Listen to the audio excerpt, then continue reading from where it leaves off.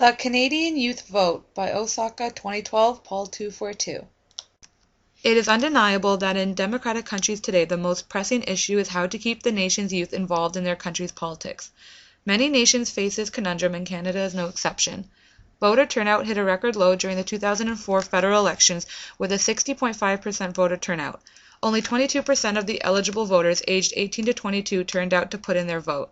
As a result, there has been an effort to mobilize the youth vote. In 2002, the Political Science Department at McGill University sponsored a workshop. This brought educators and political scientists from the United States and Canada to discuss issues related to youth disengagement. In the fall of 2004, a similar conference was held by the name of Canadian Democracy, Bringing Youth Back into the Process. A major national research initiative called the Canadian Election Study has also placed a substantial amount of attention on youth voting patterns. As the problem of low youth voter turnout is of such importance in Canadian politics, it is necessary to address the issues that are contributing to low voter turnout. It is important to analyze what factors impact whether or not young Canadians vote. The three indicators I chose to be my independent variables are the questions: what is the highest level of education that you have completed? Do you identify yourself as an Aboriginal person? To what extent would you say you are interested in Canadian politics? These questions are important to the problem of youth voter mobilization. Looking into whether one's level of education impacts their voting behavior can help to discover if higher educated youth result in more politically active voters. Aboriginals have long felt isolated from the rest of Canada. There have been many studies done to analyze low Native voter turnout. It has found that some Natives view the Canadian elections as foreign. Various factors encourage this self-identification: the push for self-government, alienation from the often racist and oppressive Canadian state and people, the rise of identity politics and a global tendency to localisms, attempts at cultural and linguistic preservation, and so on. If the problems behind low Native voter turnout can be identified and dealt with, this is a significant part of the youth vote that Canada can mobilize and reclaim. Finally, it is important to find out if Canadian youth are interested in politics at all. This is the clearest indicator on whether or not they will vote. In order to analyze these questions, I will use multiple regression analysis, and then I will further elaborate on them by using hierarchical regression. My three predictions are as follows. My first hypothesis involves education and voting. It is predicted that with an increase in education, the frequency of which an individual votes will also increase. The more education one receives, the more aware they are of the world they live in. They are more likely to be actively engaged with their society and what goes on within it. They will have the analytical skills necessary to be properly informed on social issues, and therefore they will be more motivated to vote. My second hypothesis is that if an individual identifies as a Native Canadian, they are also less likely to vote. They often do not recognize the Canadian government as a result of certain historical events.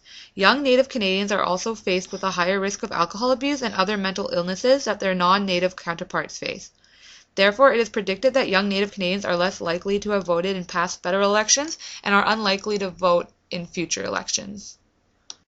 My final hypothesis is that the more interested a youth is in Canadian politics, the more likely they are to vote. The more interested an individual is in a particular field, the more likely they are to participate in it. Therefore, the more youths that Canada can get interested in politics, the more likely those youth will vote during election time.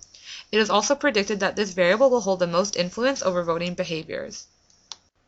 After running the regression, I discovered the R-square and adjusted R-square figures indicate approximately 20% of variance in whether or not a Canadian youth is likely to vote is explained by their education level, whether or not they consider themselves to be of Native descent, and their general interest in politics. The education B-value reveals that an increase in education produces a 0.15 category increase in whether or not a youth voted. The Aboriginal B-value revealed that considering oneself Native results in a Canadian youth less likely to vote by a 0.44 category decrease. The interest B-value showed that being interested in politics leads to a 0.38 category increase in whether or not a youth voted in the last election. What was discovered from this regression analysis is that youth who identify as Aboriginal are significantly less likely to vote during elections. Education actually does not play as strong a role as predicted, and interest in politics, while noteworthy, also does not hold as much influence as Native status. After conducting the regression analysis, it surprised me how low of an effect education held on voting turnout. Perhaps there was a factor that was not being taken into consideration. As a result, I decided to further explore if exposure to politics, say by taking a civics or government course during one's education, was an intervening variable. After running the hierarchical regression, it showed that taking a politics or government course during one's education did not change the effect education has on youth voting behavior. The result was repetition. The original relationship did not change by 1/3 or more of its original beta value. There was also a surprising result, as it was predicted that taking a politics course would increase the respondents' political knowledge and therefore encourage them to vote more. This result is significant as it challenges the prevailing notion that exposure to civic courses during high school will result in a more politically active youth.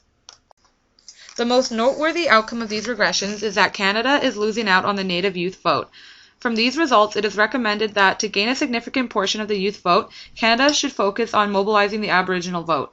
Initiatives ran by organizations such as the AFN, Elections Canada, political parties, civic groups, and so on could focus on Aboriginal communities. However, as not to further alienate these youth, the organizations should include these initiatives while directing them at the general population as well. This is suggested as it helps create a more united and inclusive atmosphere. Long-term solutions could include programs to address differences in education and income to reduce the participation gap, where short-term solutions could include efforts to reduce the circumstantial impediments to voting that the Aboriginal community faces, such as lower mobility or inability to travel to voting polls due to caring for elderly or sick family members. The other striking product was that civic courses during high school do not necessarily mobilize Canadian youth to vote. Therefore, Canada needs to explore new ways to encourage youth voting. One way in which Canada could do this is to make the act of voting more appealing to today's youth.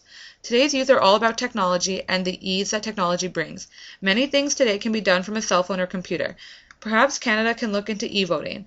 Estonia is a country where e-voting has already occurred. Skype, another popular program used by youths across the globe, was developed in Estonia. Perhaps Canada can work with this nation to design a more youth-friendly method of voting.